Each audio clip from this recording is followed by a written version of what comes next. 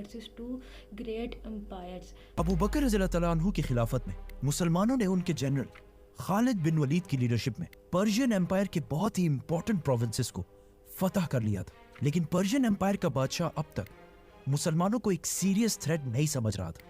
लेकिन ईरान के सूबे कुवैत और इराक के साउथ को फतह करने के बाद अब खालिद बिन वलीद और पर्शियन एम्पायर के कैपिटल टेसिफोन के दरमियान इतना फासला नहीं था।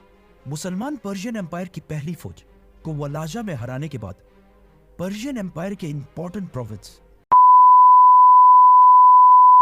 अस्सलाम वालेकुम एवरीवन, कैसे हैं आप सब? Hope you are doing well. आज के हमारी न्यू वीडियो में आप लोगों का बहुत ज़्यादा वेलकम। वीडियो को स्टार्ट करने से पहले जो लोग चैनल पर नए जिन्होंने चैनल को सब्सक्राइब नहीं किया चैनल को सब्सक्राइब करें, साथ ही बेल पर न्यू को दबा कॉल कर दे, वीडियो को लाइक करें, शेयर करें, प्यार से कमेंट करके अपना दें। आप लोगों को हमारी वीडियो कैसी लगती है? रेगुलर बेस पर हम कोई ना कोई स्टोरी सुनते हैं, कोई ना कोई बयान सुनते हैं, कुछ ना कुछ हम नया सीखते हैं। आज हम लेके आए हैं दिकोहिस्तानी की एक और वीडियो। इस पर आज हम करेंगे Khalid bin Walid versus two great empires. So आज हम उसका वो वीडियो देखने लगे, टाइम वेस्ट के बगैर मैं करने लगी अपनी वीडियो को स्टार्ट। आप लोग कर चैनल को सब्सक्राइब, सब देखते हैं अपनी वीडियो। अबू बकर रज़ी अल्लाह तआला अन्हु की खिलाफत में मुसलमानों ने उनके जनरल खालिद बिन वलीद की लीडरशिप में पर्शियन एम्पायर के बहुत ही इंपॉर्टेंट प्रोविंसेस को फतह कर लिया था। लेकिन पर्शियन एम्पायर का बादशाह अब तक मुसलमानों को एक सीरियस थ्रेट नहीं समझ रहा था। लेकिन ईरान के सूबे कुवैत और इराक के साउथ को फतह करने के बाद अब खालिद बिन वलीद और पर्शियन एम्पायर के कैपिटल टेसिफोन के दरमियान इतना फासला नहीं था। मुसलमान पर्शियन एम्पायर की पहली फौज को वलाजा में हराने के बाद पर्शियन एम्पायर के इंपॉर्टेंट प्रोविंस इराक की सेंटर सिटी अल हिरा की तरफ बहुत तेजी से बढ़ने लगे। इसीलिए पर्शियन बादशाह ने दूसरी फौज को मुसलमानों को रोकने के लिए इसी सिटी की तरफ रवाना किया और आखिर उलैस के मकाम पर ये दोनों आर्मीज एक दूसरे के सामने आई और यहां जो जंग हुई वो वाहिद जंग है जिसके बारे में खालिद बिन वलीद ने फरमाया था कि मैंने जंग मुता में रोमन एम्पायर के खिलाफ 9 तलवारें तोड़ी थी, लेकिन मैंने जिंदगी में कभी भी उलैस के फौज जैसी कोई फौज नहीं देखी। खालिद बिन वलीद जंग से ज्यादा अपने दुश्मनों के माइंड और मोराल से लड़ते थे और दुश्मनों के मोराल को तोड़ने के लिए हमेशा जंग से पहले ही उस फौज के जनरल को अकेले लड़ने का चैलेंज देते थे और फिर उसे मारकर दुश्मनों की फौज का मोराल बिल्कुल तोड़ देते थे। और इस बात का पर्शियन फौज के जनरल को बहुत अच्छी तरह पता था। इसीलिए उन्होंने जंग से पहले ही रात को 12 लोग जमीन के अंदर मट्टी में छुपा दिए। अगले दिन of course Khalid bin Waleed ने उस जनरल को लड़ने का चैलेंज दिया।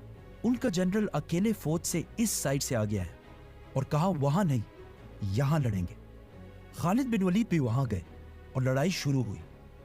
जैसे ही उन्होंने लड़ना शुरू किया अचानक जमीन से वही 12 लोग बाहर आए और खालिद बिन वलीद पर हमला कर दिया। The 12 men jump up.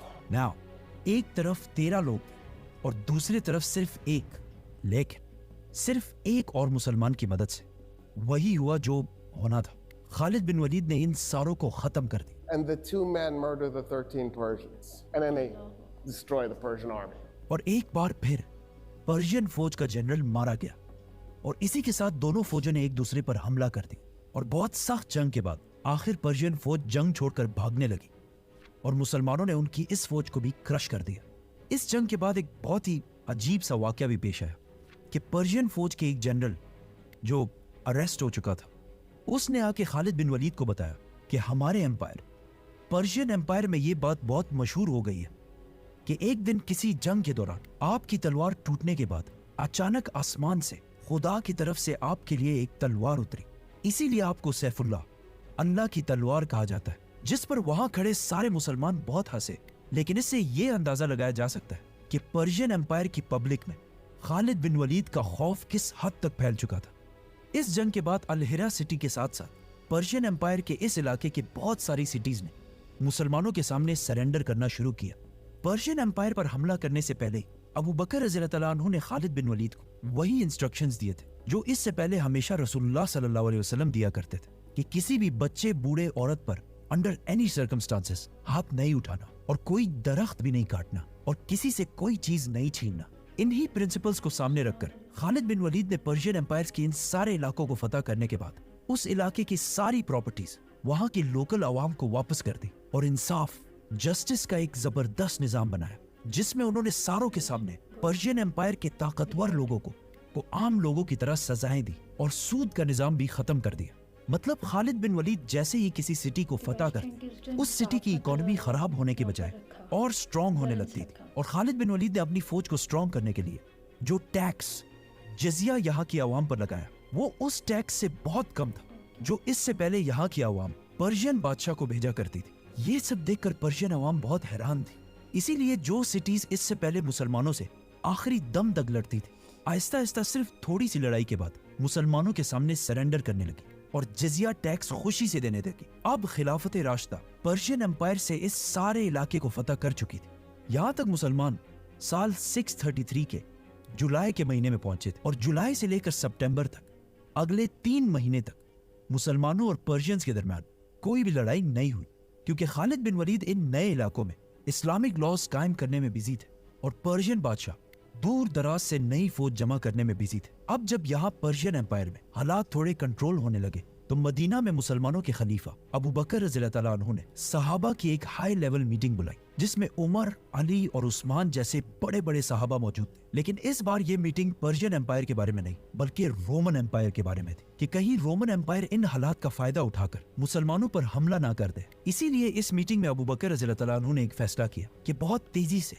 मुसलमानों की एक नई फौज बनाई जाए ताकि इससे पहले कि रोमन एम्पायर मुसलमानों पर हमला करे हम उन पर हमला कर दें। सहाबा अबू बकर रज़ियल्लाहु तआला अन्हु के इस मिशन को लेकर पूरे अरब में फैल गए और मुसलमानों के लिए एक नई फौज बनाने लगे, जिसके बाद कुछ ही अरसे में मदीना में वॉलंटियर्स की एक नई फौज बिल्कुल रेडी हो गई। लेकिन अबू बकर रज़ियल्लाहु तआला अन्हु ने इस फौज को रोमन एम्पायर की तरफ जाने से पहले 4 ग्रुप्स में डिवाइड कर दिया, जिनके लीडर्स उन्होंने अम्र इब्न आस, अबू उबैदा, शुराबील और यजीद को बनाया। वो वाला यजीद नहीं, यजीद बिन अबू सुफियान। लेकिन इन फौजों को 4 ग्रुप्स में डिवाइड करने की जरूरत क्या थी? ये इसलिए क्योंकि रोमन्स की फौज मुसलमानों से बहुत ज्यादा थी और इनसे एक साथ लड़ना इम्पॉसिबल था। तो इन्हें इसलिए डिवाइड किया गया ताकि रोमन्स भी अपनी आर्मी को डिवाइड कर दे। मुसलमानों की ये चारों आर्मीज रोमन एम्पायर में इस तरह दाखिल हुई कि अगर इनमें से एक को भी कोई इमरजेंसी पेश आए तो बाकी सारे उसकी मदद के लिए फुल स्पीड पहुंच सके। इसी तरह ये फौज रोमन एम्पायर में आहिस्ता आहिस्ता आगे बढ़ने लगी। उधर पर्शियन एम्पायर में जहां पिछले 3 महीने से कोई लड़ाई नहीं हुई थी, उस टाइम को भी खालिद बिन वलीद ने वेस्ट करने के बजाय वो एक छोटी सी फौज इराक से लेकर वापस अरब की तरफ गए, जहां अब भी अबू बकर रज़ियल्लाहु तआला अन्हु की खिलाफत के खिलाफ एक छोटा सा ग्रुप लड़ रहा था। तो खालिद बिन वलीद ने जाकर उन्हें खत्म कर दिया और फिर बहुत तेजी से वापस इराक की तरफ आए। जैसे ही पर्शियन बादशाह को पता चला कि खालिद बिन वलीद इराक को छोड़कर वापस अरब की तरफ चले गए तो उन्होंने 25-25 हजार की 3 नए आर्मीज को तैयार करके मुसलमानों की तरफ रवाना किया। और सारे मुसलमानों को पता था कि इन तीनों आर्मीज को एक साथ हराना इम्पॉसिबल है। तो खालिद बिन वलीद ने अपने जनरल्स की एक मीटिंग बुलाई और अब जो प्लानिंग खालिद बिन वलीद ने की, इसी प्लानिंग की वजह से उन्हें दुनिया के सबसे बड़े जनरल्स में से एक माना जाता है। मीटिंग में मुसलमानों को पता चला कि इन तीनों फौजों को एक एक करके हराया नहीं जा सकता, क्योंकि जैसे ही मुसलमान उनकी तरफ रवाना होंगे पर्शियंस की ये तीनों फौजें एक साथ मिलकर 75,000 की एक बहुत बड़ी फौज बना लेंगे। इसीलिए खालिद बिन वलीद और उनके जनरल्स ने अपने जासूसों की मदद से ये कैलकुलेट करना शुरू किया कि आज से 2 हफ्ते बाद ईरान की ये तीनों फौजें एग्जैक्टली कौन सी जगह पर होंगी। जिसके बाद खालिद बिन वलीद ने अपनी आर्मी को 3 ग्रुप्स में डिवाइड किया, जिनमें से एक को अपने पास रखा, दूसरे को काका बिन अम्र के पास और तीसरा अबू लैला के पास। इन तीनों जनरल्स के पास 5-5 हजार मुसलमानों की फौज थी।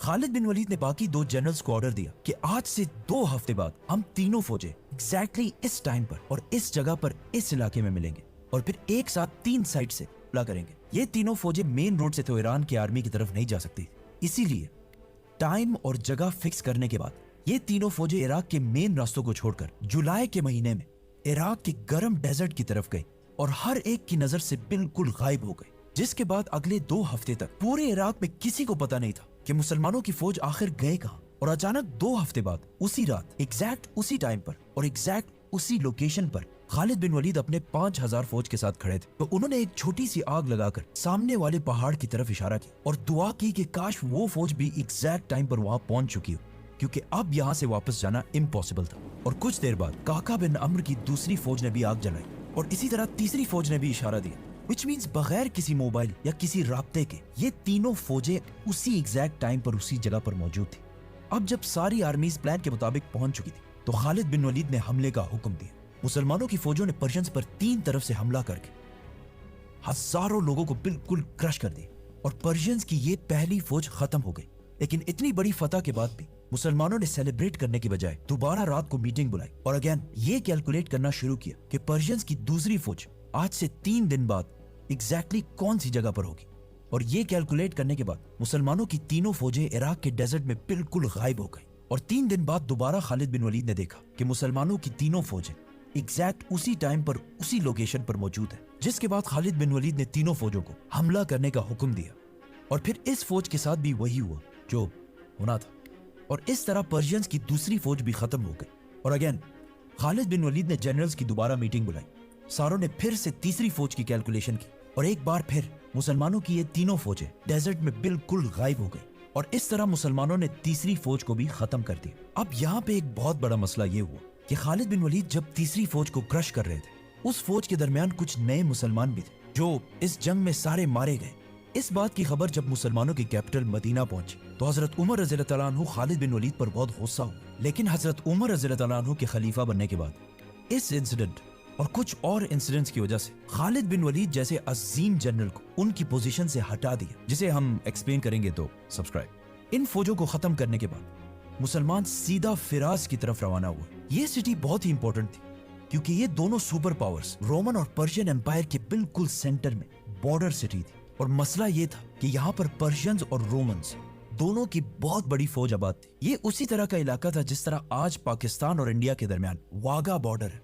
जैसे ही मुसलमान इस सिटी के करीब पहुंचे, उन्होंने जिंदगी में पहली बार, बल्कि तारीख में पहली बार, एक बहुत ही अजीब मंजर देखा कि पर्शियंस और रोमन्स की फौज अपनी सारी दुश्मनियां भुलाकर मुसलमानों के खिलाफ एक हो गए हैं और मुसलमानों से एक साथ लड़ने के लिए बिल्कुल रेडी खड़े हैं। रोमन्स और पर्शियंस के दरमियान पिछले 700 साल से बहुत सख्त लड़ाई चल रही थी और इन पिछले 700 साल में किसी भी तीसरी ताकत ने इन दोनों को चैलेंज नहीं किया था। लेकिन अब जब इन दोनों ने देखा कि मुसलमानों ने एक साथ इन दोनों एम्पायर्स पर हमला कर दिया, तो वो अपनी सारी दुश्मनी खत्म करके अपनी फौजों को मुसलमानों के खिलाफ यूनाइट करने लगे। दुश्मनों की फौज के फ्रंट में पर्शियंस और उनके पीछे रोमन्स खड़े थे और इन दोनों के पीछे एक दरिया जिसके ऊपर एक ब्रिज थी और मुसलमानों के पास फौज की सिर्फ एक लाइन थी। रोमन्स और पर्शियंस ने मिलकर मुसलमानों पर हमला कर दिया और इतना सख्त हमला किया कि कुछ ही देर में मुसलमान जंग से आहिस्ता आहिस्ता पीछे हटने लगे और बहुत सारे मुसलमान शहीद होने लगे। ये जंग इतनी सख्त थी कि जंग के दरमियान ही खालिद बिन वलीद ने अल्लाह से दुआ की,